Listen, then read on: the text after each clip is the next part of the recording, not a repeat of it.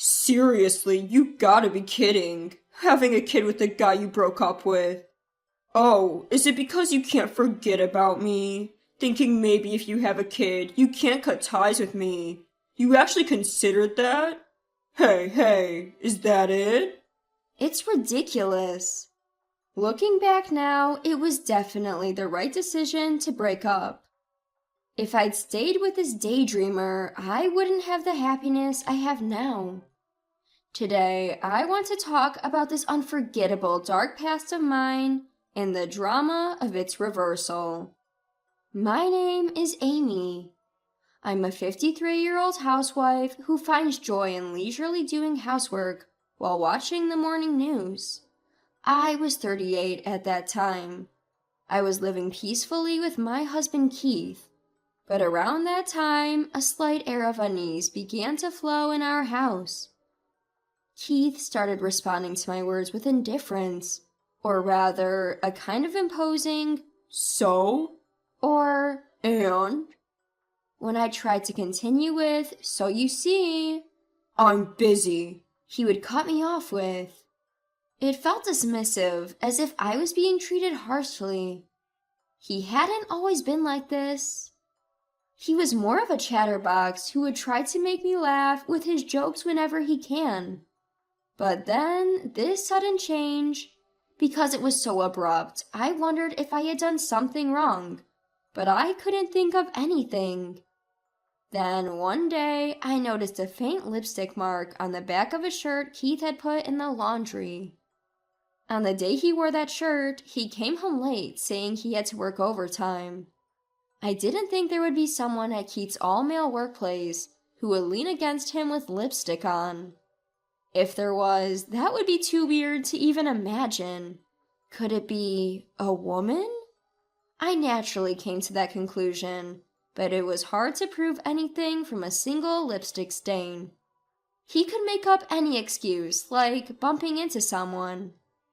I decided I needed to gather more evidence and started carefully checking Keith's behavior for any signs of change. Ironically, just being a bit more observant led to a pile of evidence of infidelity showing up. For instance, Keith always got up to use the bathroom around 2 a.m. when I was asleep at night. I had never doubted him before, but it seems that he was actually making calls to a woman during that time in the bathroom. There were times when long hairs came out from the inside of his suit. Also, sometimes when I looked closely at his handkerchief, there were traces of what seemed like wiped-off lipstick. The icing on the cake was when I borrowed Keith's car after a long time and found a tinted lip balm. If Keith had been using a tinted lip balm, that would be another story. But I thought this would be the most irrefutable evidence yet. It was our 10th year of marriage. The frustration of having my husband stolen by a woman out of the blue. The pure loneliness of not wanting to be alone and the love for Keith rekindled.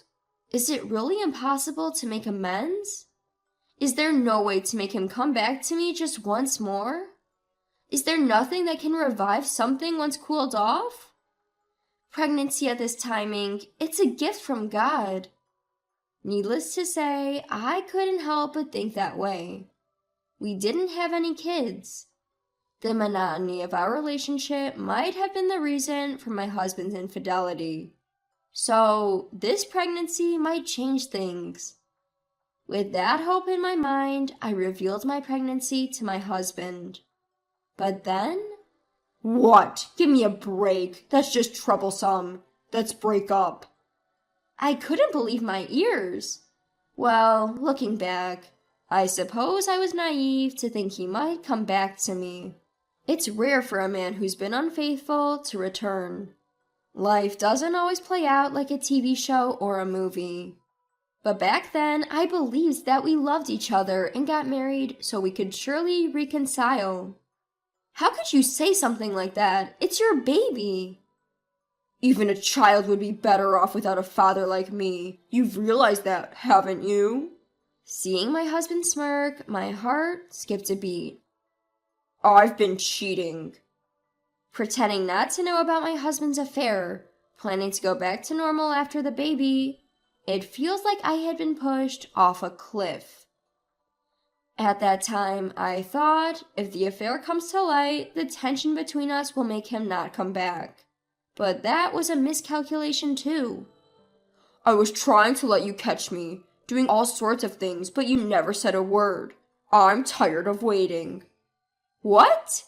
I was waiting for you to say, you can't be serious. Let's divorce. Seriously, don't make it more difficult for me. You're joking, right? I wouldn't bother lying about something this troublesome. I have a cute 24-year-old girlfriend now. I don't need a 38-year-old who's going to gain weight from pregnancy. After saying that, my husband added, If your figure goes pear-shaped, you're out. And laughed alone. I couldn't laugh at all. Here, take this. I'll pay alimony or whatever. Just sign this quickly. What he handed over was a divorce paper. After that, I cried days and nights for 3 days straight, and finally decided to sign the divorce paper when he stopped coming home. 5 years have passed since then. I was scared of getting older and being single, but luckily I remarried my old friend Troy, who also had a divorce, and we've been living modestly with our child. Troy's wife also cheated on him. He too is a survivor of a messy divorce. Being comrades who share the same pain, living with him was very comfortable. Every year on our anniversary, he reserves a fancy restaurant and he gives me slightly expensive gifts for my birthday. I feel cherished. I wish these days could last forever. With that in mind, we celebrated our wedding anniversary again this year. We were supposed to have a fun meal at our usual high-end restaurant. Wow, it's Amy. The person who grimaced at the sight of me was my ex-husband. What are you doing here? I couldn't help but show my disgust. What a tragedy. I unexpectedly ran into my ex-husband coming out of the restroom. Just a business dinner. Not like you with that bored look. I'm busy, huh? My ex-husband's gaze strayed over my shoulder and he strode over. Huh, you had that kid you were pregnant with from me? That's disgusting. He reached out and pulled at the child's hand, scrutinizing him as he said the unthinkable. Seriously, you gotta be kidding having a kid with the guy you broke up with. Oh, is it because you can't forget about me? Thinking maybe if you have a kid, you can't cut ties with me? You actually considered that? Hey, is that it? The ex, grinning from ear to ear, seemed to be thoroughly enjoying spinning the child around on the spot. The child's face contorted into a grimace as he wailed. He started crying. Papa, Mama, help! I'm being taken by a stranger. Steady there, I'm your papa. Your mama's right there. You're just as stupid as she is, said my ex. Just as he finished speaking, a man over 6 feet tall appeared behind him and grabbed my ex's arm hard. That child is mine, you know. What? I couldn't help but chuckle at my ex's surprised face. Huh? This guy's Amy's new husband? I didn't respond to my ex's question. I don't know what you were talking about, but you can't make a child cry and get away with it, you know. The tall man glared at my ex. A tattoo peeked out from under his sleeve, and my ex blanched at the sight of it. Hey, Amy, stop your husband. Huh? That woman is not my wife. What? At the man's words, my ex looked surprised again, glancing back and forth between me, the man, and the crying child. Huh? What? Then who's this kid? Before he knew it, my ex found his arms tied up by the man. This man is acting suspiciously and being suspicious. Someone call a staff member. There's a man here harming my kid. The man shouting at the restaurant caused such a commotion. Oh dear, what a way to celebrate a special anniversary. I thought, but I couldn't help but smirk. It had turned out to be a good day, if only by accident. Wait, staff, over here. I saw this man forcibly grab a child's arm. At my words, my ex's mouth fell open. Wait, Amy, what's going on? I really don't get it. I told my frantic ex. I'm not his wife, and that child is not mine, and certainly not yours. But he was right behind you.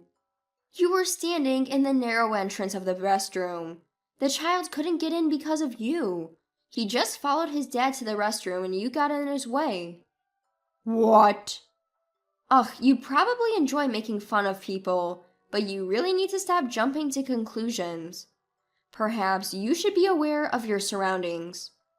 What? Shut up. I don't need to hear that from you. Of course, my valuable words probably wouldn't reach a suspicious person like you. I told you, I'm not suspicious. Oh yeah? A man who approaches a random child, grabs their arm, and then starts talking in a baby talk saying, "I'm your daddy," isn't suspicious at all? You gotta be kidding me. That's because... Then you have the nerve to say to the woman in front of you, "Your mom is over there, right? Do you still think we're a couple?" As I say this with a smirk, my ex-husband Keith turns bright red and yells, "Stop messing with me." However, as Keith gets louder, the man restraining him tightens his grip. Ouch! Hey, mister, let me go. I'm innocent. How are you innocent? You undeniably made our precious son cry. That's a misunderstanding. Before Keith could finish, I cut him off with, "The fact is, you misunderstood and laid your hands on someone else's child, right?" In response, Keith glared at me and said, You. "Ew, I've been glared at by a suspicious person. Scary." I say this in a deliberately cute voice, and it seems to rub Keith the wrong way. He starts to attempt to escape from the man's grip. "You're so deluded, you even think we're still a couple. Oh, perhaps you couldn't forget about me?" I purposefully repeat the accusation Keith had made earlier. As expected, Keith becomes enraged, and sensing the danger, the man throws him to the ground and straddles his back. You really thought you could escape from me? While the man might be trying to lightly intimidate him, the tattoo adds a layer of genuine scariness. Keith must have thought, this might be the end of me. Hey, Amy, tell them it was a misunderstanding.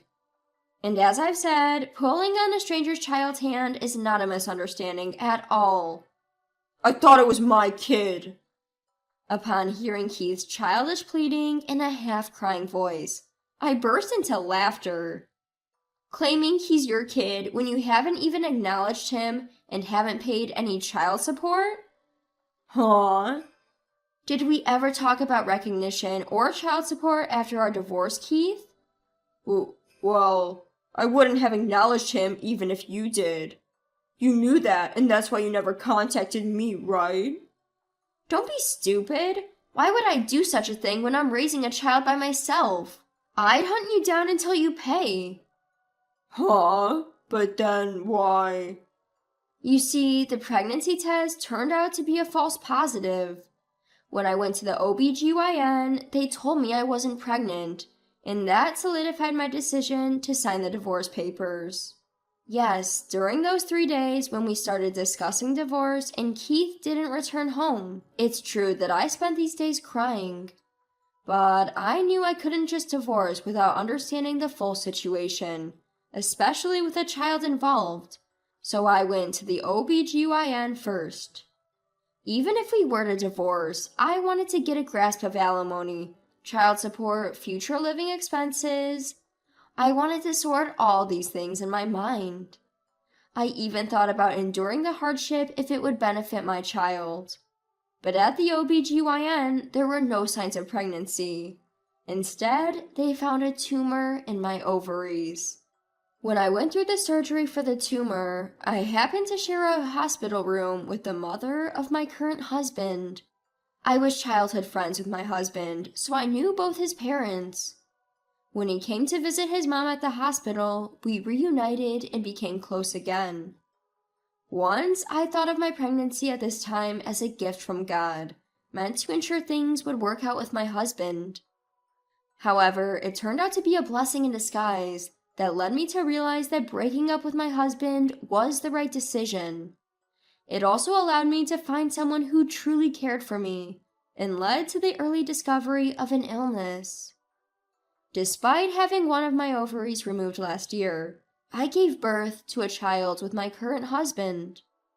Although it may seem like I have been through a lot of hardships, in reality, everything turned out to be a series of blessings for me. Upon learning everything, my ex-husband paled and muttered, "No way, I was dumped by her?" It goes without saying that I couldn't help but laugh at his realization that he was dumped. Well, a young girl wouldn't want to be with an aging man like him.